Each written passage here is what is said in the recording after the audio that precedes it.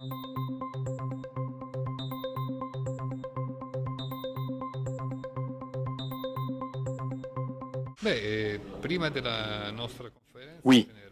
l'une des conférences qui vient de se terminer porte sur les journalistes qui risquent leur vie en Italie. Il y en a plusieurs dizaines qui reçoivent des menaces. Il s'agit de menaces sérieuses qui proviennent du crime organisé. En Europe, il y a eu 2 assassinats de journalistes, en Slovaquie et à Malte. Des personnes qui enquêtaient sur des choses qui devaient rester secrètes, sur les rapports entre la criminalité et les institutions. L'Europe n'est pas une zone de confort.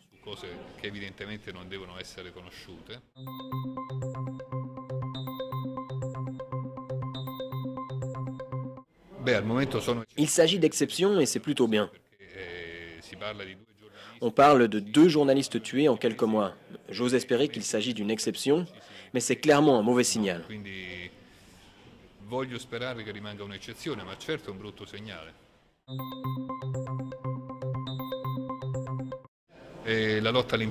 La lutte contre l'impunité est fondamentale.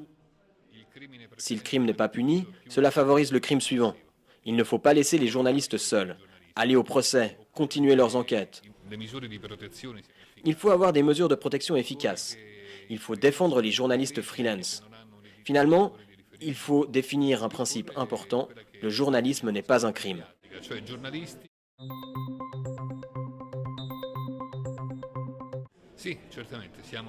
On soutient les journalistes qui font leur métier, qui défendent les droits de l'homme.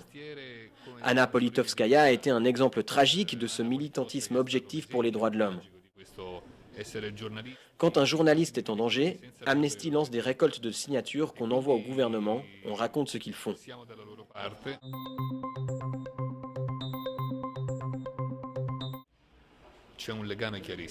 Le lien est très clair.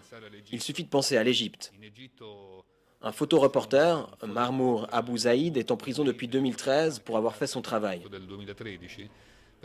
Il avait photographié le premier massacre du général Al-Sisi. Les journalistes qui s'occupent de questions sensibles, comme la corruption et les droits de l'homme, risquent gros. Les gouvernements qu'ils attaquent ont une seule règle, celle du silence.